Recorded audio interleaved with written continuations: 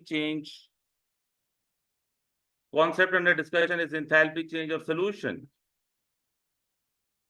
Enthalpy change of solution.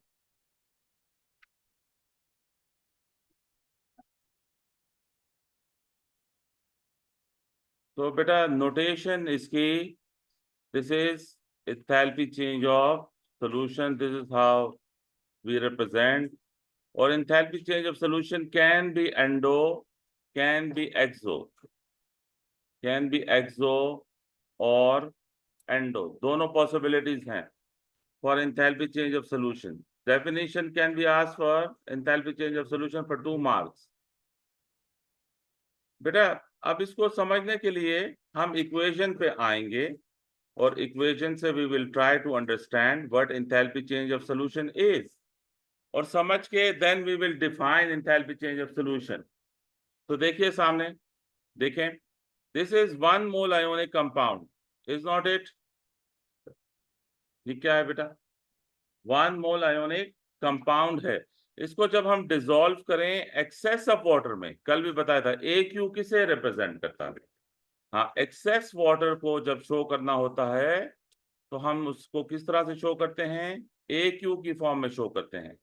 तो what we will say कि 1 मोल ionic compound को जब हम डिसॉल्व करें एक्सेस ऑफ वाटर में तो आयोनिक कंपाउंड क्या हो जाएगा बेटा? डिसोसिएट हो जाएगा. डिसोसिएशन को हम डिसॉल्विंग कहते हैं. डिसॉल्विंग क्या है? असल में आयोनिक कंपाउंड के का डिसोसिएट होना है. आयोनिक कंपाउंड अगर डिसोसिएट हो रहा है, ब्रेक डाउन हो रहा है, तो इसका मतलब है आयोनिक कंपाउंड डिसॉल्व हो रहा है. So this is the equation for enthalpy change of solution for sodium chloride. अब इस इक्वेशन की बेस पे हम कैसे डिफाइन करेंगे, आप बताएं बेटा. एनर्जी चेंज बोलेंगे. शाबाश बेटा. एनर्जी चेंज क्यों बोलेंगे? क्योंकि enthalpy change of solution can be endo, can be exo, इसलिए आपको बोलना चाहिए एनर्जी चेंज. जी बेटा. फिर when 1 mole ionic compound dissolved in excess of water. Simple as this. Okay. Energy change when 1 mole ionic compound is dissolved in excess of water. Excess of water. तो बेटा ये होगी enthalpy change of solution. बेटा थोड़ा सा देखें सामने, सामने देखें बेटा. At times ये आपसे पूछेंगे define standard enthalpy change of solution. जब यहाँ standard लिखा हो ना तो फिर आप लिखेंगे under standard conditions. Got it? फिर क्या लिखेंगे? Under standard conditions, जो कि 298 केल्विन है और 1 atm है या 101 किलो पैस्कल है. लेकिन अगर यहाँ स्टैंडर्ड नहीं लिखा हुआ तो फिर ये अंडर स्टैंडर्ड कंडीशन लिखने की जरूरत नहीं है. हाँ, अगर लिख लें तो मार्क्स नहीं कटेंगे. यस, ठीक है. तो अगर स्टैंडर्ड लिखा हुआ डेफिनेशन में तो फिर अंडर स्टैंडर्ड कंडीशंस लिखना मस्ट है. जी, उसमें भी डिपेंड करता है कि ऊपर स्टैंडर्ड है कि नहीं. अगर स्टैंडर्ड बोला है फिर अंडरस्टैंड कंडीशन लिखना मस्ट है. और अगर स्टैंडर्ड नहीं लिखा फिर योर चॉइस कि यू मे और मे नॉट. राइट.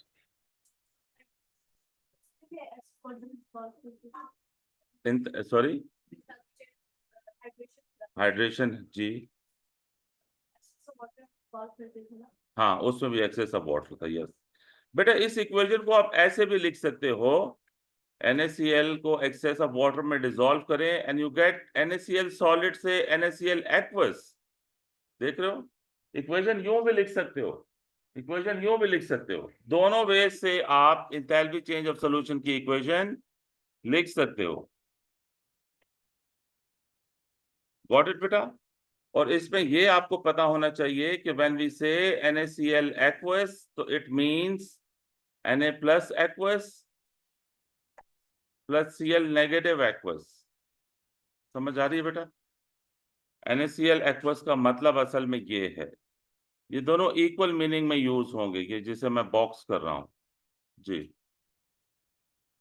हाँ, इसमें और हाइड्रेशन एनर्जी में क्या फर्क है, एंथैल्पी चेंज ऑफ सॉल्यूशन में और हाइड्रेशन एनर्जी में क्या फर्क है? लाउड।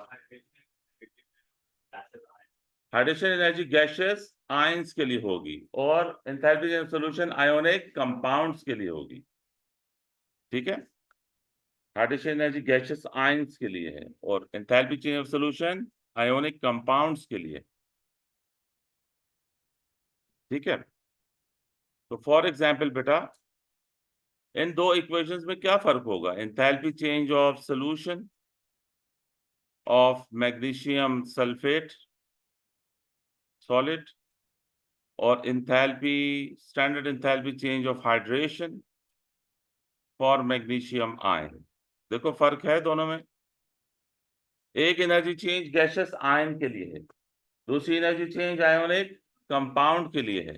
तो दो इक्वेशंस बेटा हम मेंशन करेंगे। एक पहली इक्वेशन में मैग्नीशियम सल्फेट सॉलिड से एक्सेस ऑफ वाटर में डिसॉल्व करें, what you get aqueous ions, magnesium ion in aqueous state, sulfate ion in aqueous state। जबकि दूसरी इक्वेशन हाइड्रेशन एनर्जी की इक्वेशन है, गैसियस आयन को आप एक्सेस ऑफ वाटर में ऐड करें, you will get aqueous ion।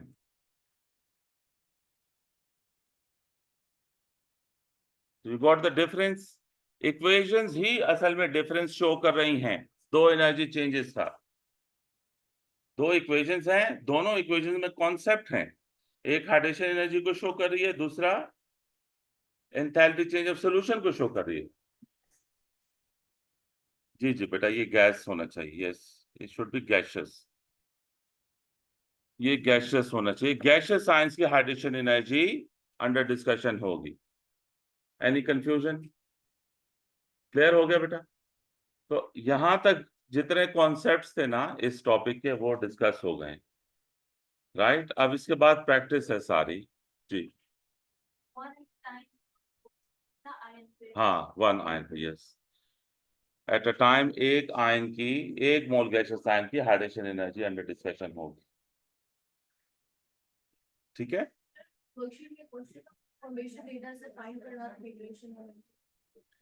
हाँ देखो अभी आ रहे हैं, देखो थोड़ा सा वर्कशीट हम मंडे को डिस्कस करेंगे जी। अच्छा बेटा, देखो अब जरा सुनो गौर से कि हम एनर्जी साइकिल्स को कैसे डील करेंगे। देखो बेटा, लिख लिया सबने जी?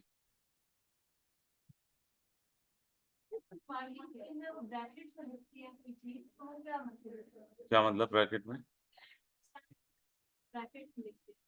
हाँ, कि यानी यू मे और मे नॉट राइट दिस।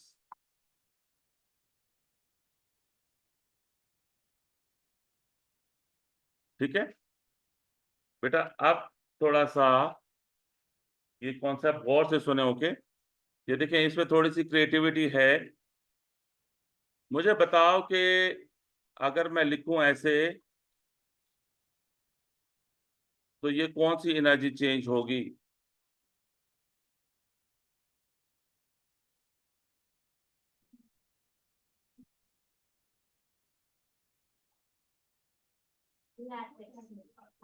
ये इक्वेशन किस एनर्जी चेंज को शो कर रही है?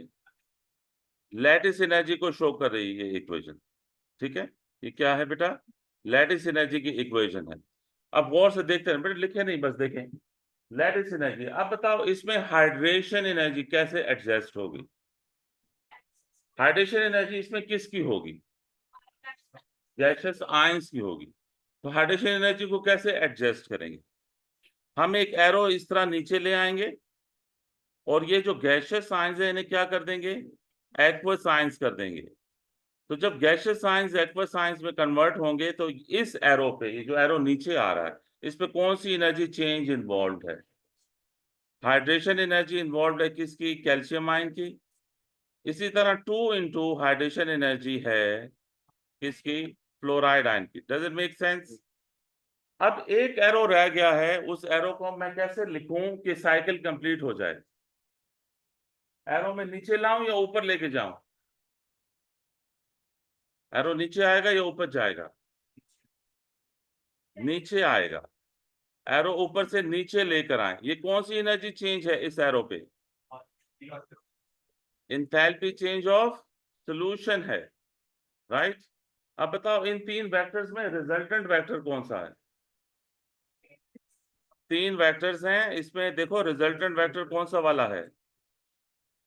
ये रिजल्टेंट वेक्टर है ये। तो रिजल्टेंट वेक्टर पे जो एनर्जी चेंज होती है, जो कि हाइड्रेशन एनर्जी है, वो इक्वल है किसके? बाकी दो वेक्टर्स की एनर्जी चेंजेस के सम के। इधर हाइड्रेशन एनर्जी दोनों की होगी, कैल्शियम आयन की भी और टू फ्लोराइड आयंस की भी। समझ आ रही है कि नहीं? Got it? तो क्या बन गई बेटा? एनर्जी साइकिल बन गई। तो इस एनर्जी साइकिल में कौन सी एनर्जी चेंजेस इन्वॉल्व थी? लैटिस एनर्जी, हाइड्रेशन एनर्जी और एंथैल्पी चेंज ऑफ सॉल्यूशन। लेकिन इसी को अगर लेट से बेटा मैं यूं लिखता, अगर ये इक्वेशन मैं पहले लिखता, calcium fluoride solid to calcium di positive aqueous plus two fluoride, ये कौन सी एनर्जी चेंज है?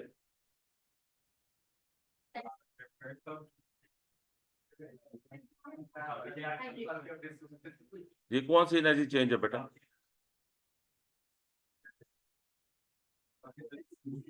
सोल्यूशन है ना बेटा।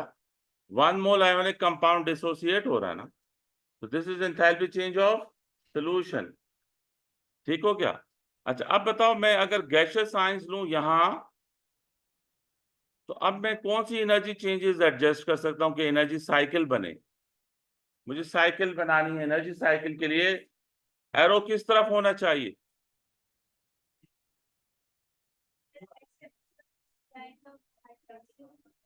हाइड्रेशन एनर्जी का एरो किस तरफ होगा, किस डायरेक्शन में होगा? गैस से aqueous is hydration energy, gaseous ions से aqueous ions is hydration energy. और तीसरा एरो किस डायरेक्शन में होना चाहिए? जी, गैसियस साइंस से आयोनिक कंपाउंड बन रहा है, ये कौन सी एनर्जी चेंज है? ये लैटिस एनर्जी है। अब रिजल्टेंट वेक्टर कौन सा है इसमें? इसमें वही हाइड्रेशन एनर्जी है, इक्वल किसके? Lattice energy plus enthalpy change of solution. समझ आई? आप देखो दोनों केसेस में एनर्जी साइकिल आप जिस तरह भी बनाएं, जो फाइनल इक्वेशन है वो सेम है कि नहीं? बेटा देखो फाइनल इक्वेशन दोनों केसेस में सेम आ रही है।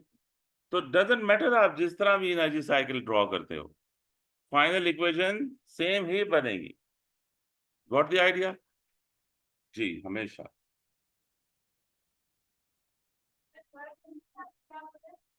मैंने बोला है कि ये एनर्जी साइकिल में अरेंजमेंट का फर्क है ना, लेकिन फाइनल इक्वेशन बिल्कुल सेम है। तो इससे आप परेशान मत हो, आप साइकिल बना, एनर्जी साइकिल बनाने के लिए अरेंजमेंट किस तरह से ले रहे हो, जिस तरह से भी अरेंजमेंट ले रहे हो, हाँ कि कहीं से भी आप स्टार्ट कर सकते हो। ये कॉन्सेप्ट है। हाँ ऐसे साइकिल्स हैं दोनों, यस।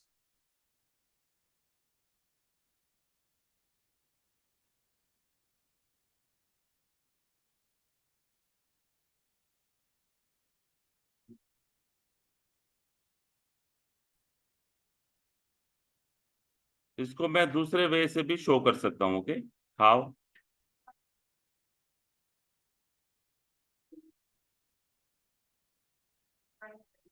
क्या हो गया, स्टक हो गया?